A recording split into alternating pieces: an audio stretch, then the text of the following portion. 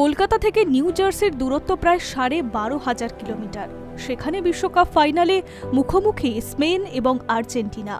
কিন্তু মনে রাখতে হবে, কলকাতা ভারতীয় ফুটবলের ভরকেন্দ্র, বিশ্বকাপ ফাইনাল বলে কথা। আর শহর কলকাতায় তার উন্মাদনা থাকবে না, তা হয় নাকি? ছুটির দিনে বিশ্বকাপ ফাইনালে জ্বরে কাবু ছিল তিলোত্তমা শহর। এবার তাদের আনন্দ আরও দ্বিগুণ করল। বিশ্বকাপের মঞ্চে এবার জ্বলজ্বল করে উঠল মোহনবাগানের নাম। ভারতের স্বাধীনতার ইতিহাসের সঙ্গে ওতপ্রোতভাবে জড়িত ১৯১১ সালের মোহনবাগানের শিল্ড জয়। বঙ্গভঙ্গ বিরোধী আন্দোলনের সময় ভারতের স্বাধীনতা আন্দোলনে নতুন আগুন জুগিয়েছিল খালি পায়ে ১১ জন বাঙালির সাফল্য। সেই ইতিহাস আবার ফিরে এলো যুব ভারতীতে। মেরিনার্স বেস ক্যাম্পের বিরাট আকার টিফো ধরে সেই লড়াইয়ের কাহিনী। ইংরেজ শাসকদের অত্যাচার থেকে একত্রিত হলো বাঙালি। শুরু হলো খালি পায়ে গোরাদের সঙ্গে ফুটবল যুদ্ধের প্রস্তুতি। অবশেষে ফাইনালে ইস্ট ইয়র্কশায়ারকে হারিয়ে আইএফএ শিল্ড জয়। সেই গর্বের ইতিহাস আজও বহন করছে গোষ্ঠপাল স্মরণের ক্লাব। হয়তো তারই স্বীকৃতি পেল তারা। ফিফা বিশ্বকাপের ফাইনালের সুপার শাউটে দেখা গেল লেখা রয়েছে জয় মোহনবাগান। এই বার্তাটি পাঠিয়েছিলেন মোহনবাগানের সদস্য ও সমর্থক গৌরব রায়। গৌরব ইমেলে ফিফার কাছে বার্তাটি পাঠান। পরে ফিফা তাকে জানায় বার্তাটি অনুমোদন করা হয়েছে এবং বিশ্বকাপের ফাইনালের সুপার শাউটে দেখানো হবে। বিশ্বের বিভিন্ন প্রান্ত থেকে হাজার হাজার বার্তা পাঠানো হলেও তার মধ্যে বাছাই করা মাত্র কয়েকটি নাম দেখানো হয়। আর এর মধ্যেই ছিল জয় মোহনবাগান। বিশ্ব ফুটবলের সবচেয়ে বড় মঞ্চে মোহনবাগানের নাম উঠে আসায় স্বাভাবিকভাবেই খুশি সবুজ মেরুন সমর্থকেরা।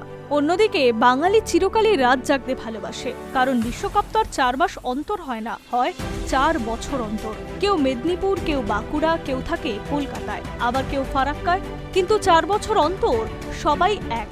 কেউ ব্রাজিল, কেউ পর্তুগাল, কেউ আবার মেসি ভক্ত, অনেকে আবার পুজো করে রোনাল্ডোর। শিক্ষা নেই জীবনের, জীবনবোধের পাঠশালাই বিশ্বকাপ। হারতে শেখায়, জিততে শেখায়, অন্যের জয়ে নিজের আনন্দ খুঁজতে শেখায়, অন্যের পরাজয়ে চোখের জল আসে। বাঙালির বিশ্ব ফুটবলে মূলত দুটি ভাগ, একটি হচ্ছে ব্রাজিল আর অপরটি আর্জেন্টিনা। ফুটবলের প্রতি বাঙালির কতটা অনুরাগ, কতটা ইনভলভমেন্ট শুধু এই আবেগ থেকেই বোঝা যায়। আর সেই কারণেই ময়দানে, মার্কেটে হলুদ সবুজ অথবা আকাশি সাদা জার্সির পাশে অনেক সময় জায়গা করে নিয়েছে ইংল্যান্ডের সাদা, ফ্রান্সের নীল অথবা পর্তুগালের মেরুন জার্সি। ব্রাজিল আর্জেন্টিনার তারকাদের এই মনোপলি ভেঙেছে অনেকেরই হাতে। ফ্রান্সের জিদান থেকে পর্তুগালের রোনাল্ডো, কত নাম বলবো। এবার তো সেই মহাতারকার মিছিলে ঢুকে পড়তে হবে দুই বিস্ময় তরুণ। রাত জাগা অবশ্য বাঙালির স্বভাব, আর সেটা যদি হয় খেলার জন্য, তাহলে তো কথাই নেই। ১৯৮৩ ক্রিকেট বিশ্বকাপ জয়ের রাত থেকেই কি বাঙালির প্রথম রাত জাগা? হয়তো হতে পারে, কিন্তু ফুটবল হোক বা ক্রিকেট দেখা, সবেতেই বাঙালির মোহমায়া রয়েছে।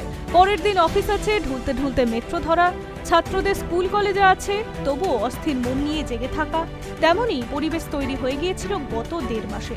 আমেরিকায় বিশ্বকাপ, সোজা হিসেব ১২ ঘন্টা সময়ের এদিক ওদিক। স্বাভাবিকভাবেই ওদের যখন দিন, আমাদের তখন মাঝরাত, ওদের যখন বিকেল, আমাদের তখন ভোর।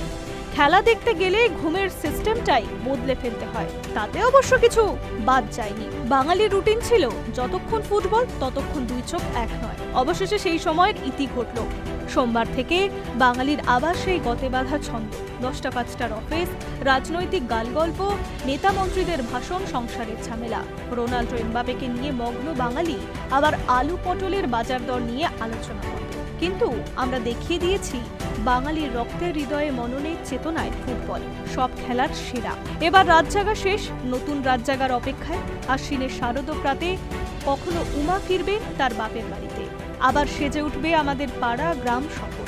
ব্যস্ত জীবনে আবার বইবে আনন্দের ধারা। সপরিবারে দুর্গার আগমনে বাঙালির আবার পার্বণে মেতে উঠবে। Hi news network.